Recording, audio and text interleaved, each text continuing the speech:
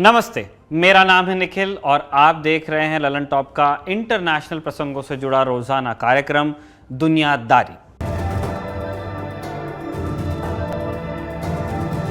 Brought to you by Kuku FM. Download the app now. पहले आज के topics जान लेते हैं, फिर बात करेंगे विस्तार से। पहला टॉपिक है कोरोना से हुई मौतों के मामले में बेईमानी हुई है, ये तय है, लेकिन कितनी बड़ी, इसे लेकर समय समय पर अलग अलग आकलन पेश होते रहते हैं। अब की बार WHO का आकलन आया है, इसमें दुनिया भर की सरकारों की पोल खोली गई है।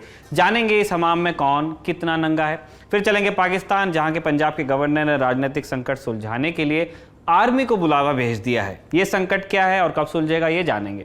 फिर चलेंगे श्रीलंका, जहां विपक्ष ने राजपक्षे सरकार के खिलाफ अविश्वास प्रस्ताव पेश कर दिया है। क्या अब राजपक्षे बंधु की कुर्सियां चली जाएंगी? अंत में चलेंगे रूस, जहां के राष्ट्रपति व्लादिमीर पुतिन ने इजरायल से माफी मांग ली है। ऐसा क्यों हुआ, ये जानेंगे, सब विस्तार से बताएंगे। उससे पहले एक जरूरी सूचना, दुनियादारी के इस एपिसोड के पार्टनर हैं कुकू FM। ये भारत में ऑडियो बुक्स के सबसे बड़े प्लेटफॉर्म्स में से एक है। यहाँ पर तमाम विधाओं में बोलने वाली किताबों का भंडार मिलेगा आपको, ज्ञान का फुल पैकेज, वो भी एक ही ऐप पर। कुकू FM ललन टॉप के साथियों के लिए खास ऑफर लेकर आए हैं। प्रीमियम सब्सक्रिप्शन अगर चाहते हैं तो आधी छूट मिल जाएगी 50% की। कैसे? LT50 का कोड आपको इस्तेमाल करना होगा। ध्यान रखें कि यह ऑफर पहले 500 यूजर्स के लिए ही है। और जानकारी अगर आप चाहते हैं तो डिस्क्रिप्शन में दिए लिंक पर पहुंचिए, वहां सब मिल जाएगा। अब चलते हैं आगे। पहले WHO की रिपोर्ट की चर्चा की जाए। आज से लगभग 29 महीने पहले कोरोना महामारी की शुरुआत हुई थी। चीन के वुहान में कुछ रहस्यमयी मामले सामने आए और धीरे धीरे कोरोना वायरस पूरी दुनिया में फैल गया। मार्च 2020 आते आते दुनिया डर और आशंका के साए में जीने लगी। लॉकडाउन, पाबंदियां, प्रोटोकॉल्स, अस्पतालों के अंदर और बाहर तड़पते मरीज, कब्रिस्तानों में लगी अथाह लंबी कतारें आदि हमने देखी। बेबसी का वो मंजर अब बीतने लगा है। चीन जैसे अपवाद को छोड़ दें तो अधिकतर देश महामारी को पीछे छोड़ चुके हैं, वो नई शुरुआत कर रहे हैं। लेकिन दो सवाल पीछे छोड़ने को तैयार नहीं। पहला कि कोरोना वायरस की उत्पत्ति आखिर कहां से हुई? क्या ये वुहान की एक लैब में बनाया गया या किसी जानवर से इंसानों में फैला? क्या कोरोना वायरस जानबूझकर फैलाया गया? WHO ने चीन जाकर जांचने की कोशिश की, लेकिन जवाब अभी कहीं गुम है। दूसरा सवाल कोरोना से होने वाली मौतों की असल संख्या से जुड़ा है। कोरोना महामारी ने कितने लोगों की जान ली? कहां की सरकारें और कहां के हेल्थ सिस्टम कितने नाकाम रहे? इसे लेकर अलग अलग गणनाएं आती रहती हैं, उनमें किसी खास वर्ग के देशों पर फोकस रहता है।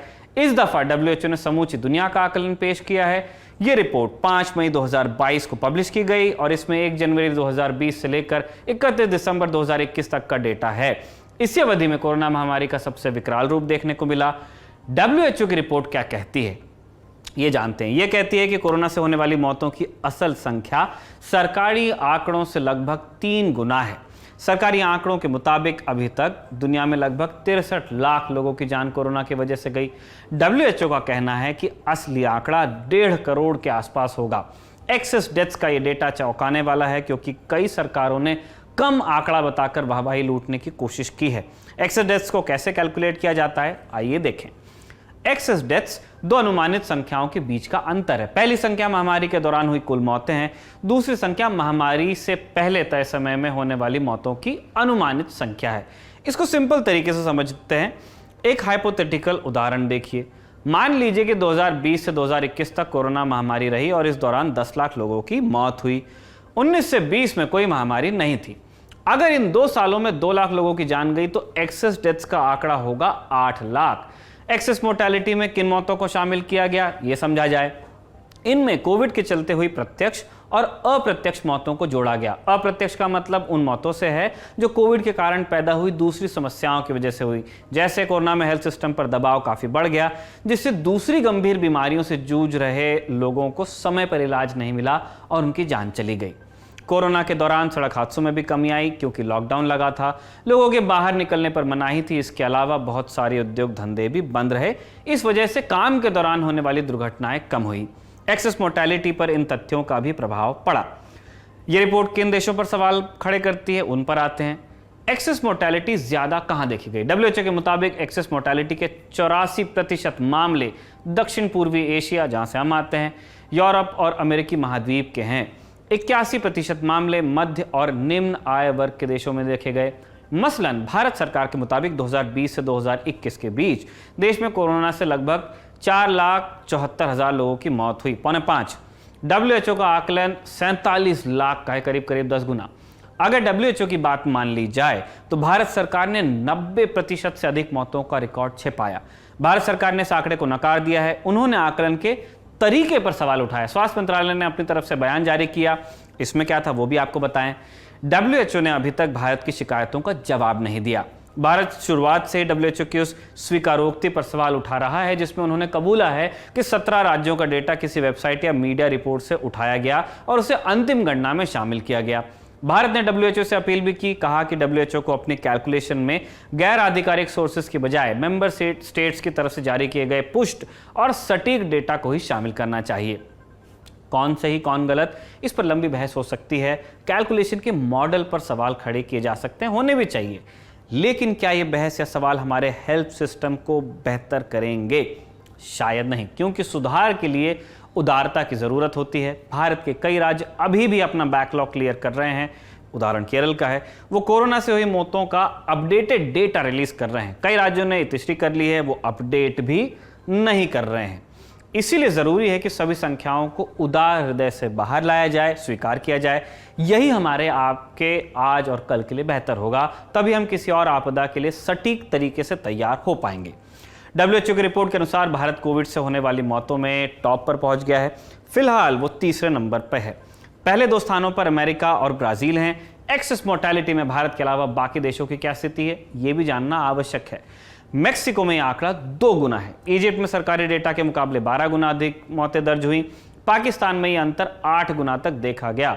यही हाल रूस का भी है। रूस ने लगभग 8 लाख मौतों को रिकॉर्ड नहीं किया। अमेरिका में कोरोना से हुई लगभग 1 लाख मौतों का डेटा दर्ज नहीं किया गया। जर्मनी में एक्सेस डेथ्स का आंकड़ा 80,000 का है। चीन में एक समय के बाद कोविड डेथ्स का ग्राफ फ्लैट हो गया। इस पर भी सवाल उठाए गए, लेकिन चीन ने उनका जवाब देने की कोई जरूरत समझी नहीं। चकमा देने के इस खेल में लगभग सभी देश शामिल हैं। सबसे बुरा तो यह है कि अभी भी सच्चाई से मुंह मोड़ रहे हैं। सत्ता प्रतिष्ठान बहाने बना रहे हैं, आंकड़े जारी करने में मेहनत नहीं कर रहे हैं। अब सबसे बुरा हाल कहाँ का है वो भी जाने। सबसे बुरा हाल है अफ्रीकी महाद्वीप का। 54 में से 41 देशों के पास कोई ढंग का डेटा नहीं है। ये दुनिया की तरक्की के दावे पर जोरदार तमाचे की तरह है, जिन्हें जीते जी अस्पताल तक नहीं मिला, मरने के बाद उन्हें गायब कर दिया गया। आंकड़े आते और जाते रहेंगे, लेकिन सरकारों के चेहरे पर शर्म की कालिक बची रह जाएगी। WHO की रिपोर्ट को यहीं पर विराम देते हैं। अब पाकिस्तान चलते हैं। पाकिस्तान में केंद्र की राजनीति में चल रहा ड्रामा खत्म हो चुका है, लेकिन एक राज्य में हंगामा है कि खत्म हो नहीं रहा। बात पाकिस्तान के सबसे प्रभावशाली प्रांत पंजाब की हो रही है। वहां भी है। वहां गवर्नर ने राजनीतिक संकट रोकने के लिए सेना को बुलावा भेज दिया है। जिस समय पाकिस्तान की नेशनल असेंबली में इमरान खान के खिलाफ अविश्वास प्रस्ताव पेश किया जा रहा था, उसी समय पंजाब की प्रोविंशियल असेंबली, वहां की विधानसभा, वहां भी खेल चल रहा था। लंबे समय तक वोटिंग टालने और सुप्रीम कोर्ट से लताड़ खाने के बाद इमरान खान के धड़े को वोटिंग करानी पड़ी। 9 और 10 अप्रैल की दरमियानी रात वोटिंग हुई और प्रस्ताव पास। इमरान खान को पीएम की कुर्सी छोड़नी पड़ी। उनकी पार्टी पाकिस्तान तहरीक इंसाफ PTI को सत्ता से बाहर जाना पड़ा। उसके बाद नया प्रधानमंत्री चुनने के लिए सदन में वोटिंग हुई। पाकिस्तान मुस्लिम लीग नवाज PMLN के शाहबाज शरीफ PM बने। अपनी कुर्सी बचाने के लिए फिर इमरान ने पंजाब में अपने मुख्यमंत्री उस्मान बुज़दार से इस्तीफा लिखवाया था। तब की बात है। उनकी जगह पर गठबंधन के सहयोगी चौधरी परवेज इलाही को मुख्यमंत्री बनाने की बात हुई। इससे PTI के कई पुराने नेता नाराज हो गए और उन्होंने विपक्षी गठबंधन के हमजा शहबाज को समर्थन देने की बात कह दी। हमजा PM शहबाज शरीफ के बेटे हैं और उनका जीतना तय माना जा रहा था, लेकिन PTI ने अड़ंगा लगाना जारी रखा।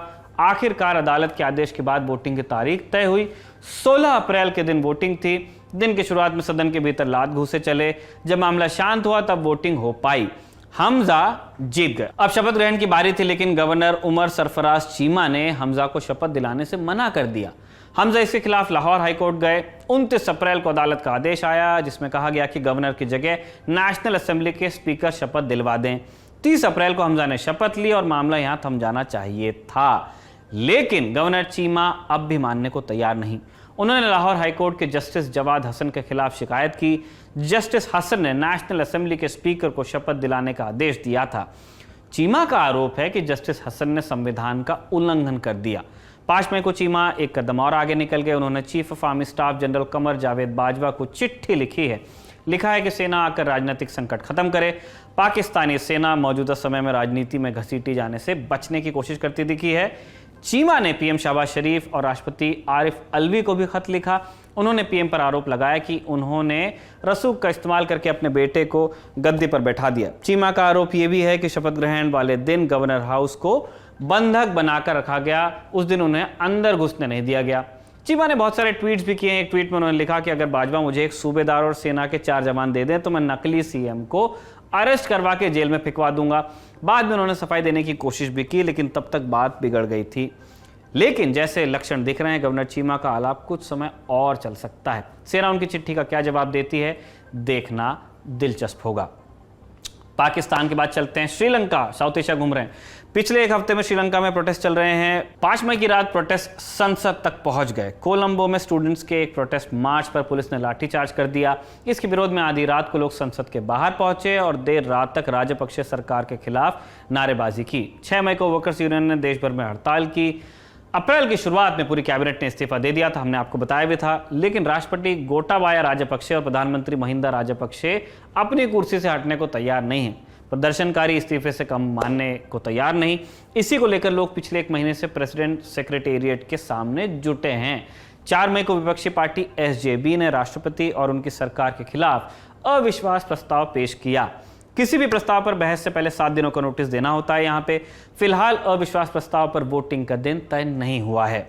4 मई को ही वित्त मंत्री अली साबरी ने संसद में बताया था कि श्रीलंका का विदेशी मुद्रा भंडार गिरकर 400 करोड़ रुपए रह गया है। माफ कीजिए, 2019 में श्रीलंका का विदेशी मुद्रा भंडार लगभग 50,000 करोड़ था। प्रोटेस्ट और इस्तीफे के लिए बढ़ते दबाव के बीच राजपक्षे सरकार को एक बढ़त भी मिली है। 5 मई को संसद के डिप्टी स्पीकर का चुनाव हुआ। इसमें राजपक्षे बंधुओं की तरफ से नॉमिनेट किया गया कैंडिडेट आसानी से जीत गया। उसे 225 में से 148 वोट मिले। यह आंकड़ा साबित करता है कि राजपक्षे सरकार विपक्ष के अविश्वास प्रस्ताव को आसानी से फेल कर सकती है। यानी राजपक्षे सरकार पर फिलहाल कोई बड़ी आंच सामने आती दिख रही नहीं है। अब एक सवाल यह बचा रह जाता है कि संसद में मजबूत दिख रही इस सरकार से देश की जनता को क्या फायदा होगा। आज के एपिसोड में श्रीलंका की कहानी यहीं पर समाप्त होती है। अब इजराइल की बारी। कुछ दिनों पहले रूस के विदेश मंत्री सर्गेई लावरोव ने एक इतालवी चैनल को इंटरव्यू दिया। इसमें उनसे यूक्रेन के राष्ट्रपति वोलोदिमीर ज़ेलेंस्की को लेकर एक सवाल पूछा गया था। यह सवाल था, ज़ेलेंस्की खुद एक यहूदी हैं तो रूस ये दावा कैसे कर सकता है कि वो यूक्रेन को नाज़ीवाद से मुक्त करा देगा। इस पर लावरोव ने कहा कि मैं गलत हो सकता हूं, लेकिन हिटलर में भी यहूदी खून बह रहा था। उसके यहूदी होने का कोई मतलब नहीं। बुद्धिमान यहूदी लोग कहते हैं कि सबसे कट्टर यहूदी विरोधी अक्सर यहूदी ही होते हैं। इसको लेकर इजराइल में विरोध हुआ, होना ही था। इजराइल के पीएम नफ्ताली बेनेट ने रूस से माफ़ी की मांग की। 5 मई को पुतिन ने बेनेट को फ़ोन किया। इजराइल सरकार का दावा है कि पुतिन ने माफ़ी मांगी। बेनेट ने कहा कि वो इस माफ़ी से अब संतुष्ट हैं। उन्होंने सफाई देने के लिए पुतिन को थैंक यू भी कहा है। इस बातचीत पर रूस का बयान भी आया है।